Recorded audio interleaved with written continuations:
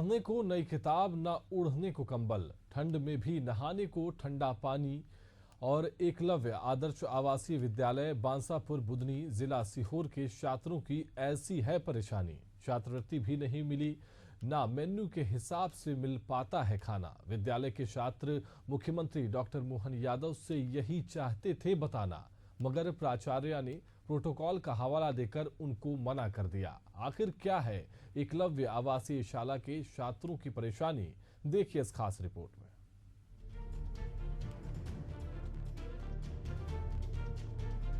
सीहोर के बुधनी तहसील मुख्यालय से मात्र 3 किलोमीटर दूरी पर बने एकलव्य आदर्श आवासीय विद्यालय बांसापुर आदिवासी आवासीय विद्यालय में कुल 240 बच्चे पढ़ते हैं, लेकिन उन्हें रोजमर्रा की जरूरतों के लिए तरसना पड़ रहा है।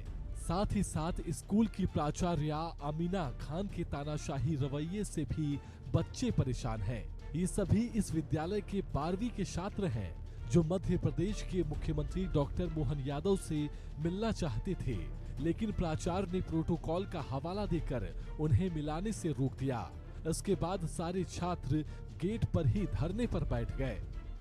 हमारे स्कूल के जो प्रिंसिपल है, उन्होंने हमें पूरा सत्र बीतने वाला है और हमें दिसंबर में आके उन्होंने चीज़ें प्रोवाइड करवाई है, ये किताबें, स्टेशनरी, और अभी तक के हमारी जो स्कॉलरशिप का है वो भी नहीं आई है पूरे साल भर से। पिछले साल की आई थी और 2-3 साल की तो आई नहीं है, आ रही है। और फिर बोलते हैं, पूछने जाओ तो बोलते हैं बजट नहीं है, फंड नहीं आया, ऊपर से पैसा नहीं मिल रहा है, ऐसी बातें करते हैं। और फिर बोले तो मैं लेटर पे लेटर पहुंचा रही हूँ, मैं भोपाल जा रही हूँ, और उसका कोई निराकरण नहीं हो रहा उस बात का। आपकी और मेन समस्याएं क्या है? हमारी मेन समस्या ये है कि हम जो चीज़ भी बोलते हैं ना, मैम उसकी वो बात नहीं मानती है। वो मतलब ये बोलती है कि बजट नहीं है, ये नहीं आ रहा है, वो नहीं आ रहा है, बस बजट के नाम पे हमें इसी इसकी सूचना सीएम हेल्पलाइन पे भी की थी अभी के लिए। और जो हमारा खाना है, मेन्यू, तो मेन्यू के अनुसार खाना नहीं मिल पाता है हमें। कुछ मतलब पोहा है तो चने दे दे रहे हैं कुछ भी, और चने भी इतने रद्दी टाइप के बनाए जाते हैं। अंकुरित अनाज है तो वो भी नहीं मिलता है, उसको भी चुड़ा के दे दिया जाता है। 3 सालों से जो है कॉपी वही की वही मिल रही है। किताबें अभी तक नई किताबें आई नहीं है। कई कई बच्चों को तो अभी किताबें नहीं मिली, किसी किसी को मिल गई है। और कॉपी जो है अभी सीएम हेल्पलाइन के बाद ही हमें दी गई है। और स्कॉलरशिप जो है अभी तक मिली नहीं है। मतलब पूरा सत्र बीत गया और स्टेशनरी, यूनिफॉर्म वगैरह अभी तक प्रोवाइड नहीं पानी की की है। क्या व्यवस्था, नहाने की? पानी की व्यवस्था जैसे ठंडा पानी मिलता है सुबह सुबह, मतलब गर्म पानी की व्यवस्था नहीं है। और कई बच्चों के पास तो कंबल भी नहीं है ओढ़ने के लिए। कोई बच्चे तो एक एक कंबल में दो दो ओढ़ते हैं, मतलब सोते हैं। मुख्यमंत्री डॉक्टर मोहन यादव अपने लाव लश्कर के साथ विद्यालय के गेट के सामने बनी रोड से ही गुजरने वाले थे। छात्रों के धरने पर बैठने की खबर लगते ही प्रशासन के पसीने छूटने लगे। आनन फानन में बुधनी एसडीएम दिनेश तोमर, तहसीलदार टीआई मौके पर पहुंचे और विद्यालय के गेट के सामने ही हड़ताल पर बैठे छात्रों को समझाइश दी। इसके अलावा उन्हें समस्या सुलझाने का आश्वासन दिया गया। इसके बावजूद भी समस्या जस की तस बनी हुई है। देखिए, एकलव्य स्कूल के बच्चे अभी परसों एसडीएम साहब से मिले थे और उन्होंने ज्ञापन दिया है। वो ज्ञापन मुझे व्हाट्सएप पे मिल गया है। तो छोटी छोटी समस्याएं हैं बच्चों की, जहां उनको रहने में दिक्कतें आ रही हैं। तो मैंने एसी ट्रैवल को बोला है कि वो 26 तारीख को वहाँ जाएगा। तो 26 तारीख को वहाँ पर जाके बच्चों की जो भी चीज़ें उनको कम पड़ रही है या जो आवश्यक सुविधाएँ करनी है, वो हम लोग जो है इंश्योर करेंगे कि सारी चीज़ें हो जाए, बच्चों को अव्यवस्था का सामना न करना पड़े।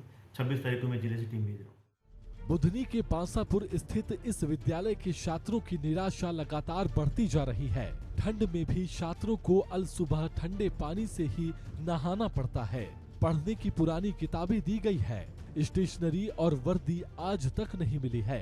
छात्रवृत्ति का दूर दूर तक कोई नामो निशान नहीं है। मेन्यू के हिसाब से भोजन और नाश्ता तक नहीं मिलता। प्राचार्य अमीना खान अंसारी खामियों के लिए बजट को जिम्मेदार बता रही है। क्या है, इस बार थोड़ा सा हर चीज़ थोड़ी लेट हुई है। कुछ शासन स्तर पे सर नेस्ट और एमपी सरास, इन दोनों में थोड़ा सा टेकिंग ओवर, हैंडिंग ओवर चल रहा है। नेस्ट जो है वहाँ से ही थोड़ा हर चीज़ लेट हो रही। नए कर्मचारी आए हैं, इसलिए थोड़ा आवंटन में डिले हुई है। अधिकारियों को भी सबको नॉलेज में है और हमने बताया है थोड़ा। बाकी जैसे ही आवंटन आया है वो नियम अनुसार हमने उसको कार्रवाई कर दी है उसकी। अब आता जा रहा है बच्चों का, जैसे ही पोर्टल पे हम लोग उसको एक्टिवेट करते हैं और बच्चों को सभी शासन अनुसार जो भी सामग्री है वो वितरित करते हैं। सर, जो कंबल हैं, जो पूर्व के कंबल थे, सब पूरे बच्चों के पास है। अभी भी आप देख सकते हैं बच्चों के पास पूरी सामग्री है और हमने आवंटन के लिए आने वाली जैसे ही अलॉट होता है हम बच्चों को वो भी पूरे मुहैया। प्राचार्य के तानाशाही रवैये से परेशान छात्रों की यही मांग है कि उनकी प्राचार्य को ही बदल दिया जाए।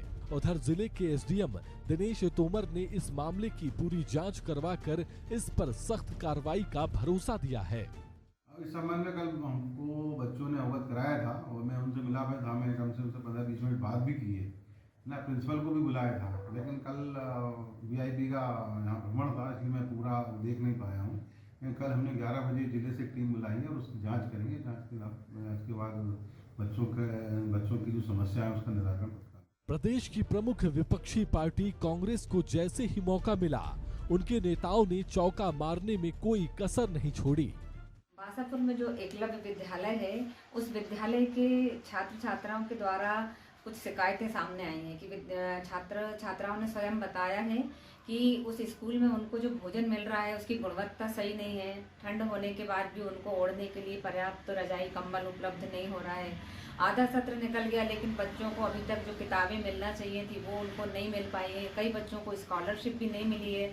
इस तरह से अनेक शिकायतें बच्चों के साथ हैं। एक तरफ सरकार बात करती है कि स्कूल में वो पूरी सुविधाएं दे रहे हैं, बच्चे भविष्य है देश का, प्रदेश का, तो ये संज्ञान में लाना चाहिए मुख्यमंत्री जी को और इस पर शीघ्र कार्रवाई हो और उनको सुविधाएं प्राप्त हो। यदि ऐसा नहीं होता है तो हम आंदोलन करेंगे।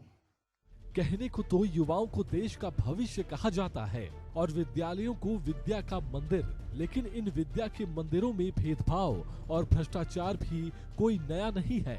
जिनको समाज के युवाओं को सदाचार और ज्ञान दान देने की जिम्मेदारी है, वे इसे किस ईमानदारी से निभा रहे हैं, ये बात भी आसानी से समझ में आ जाती है।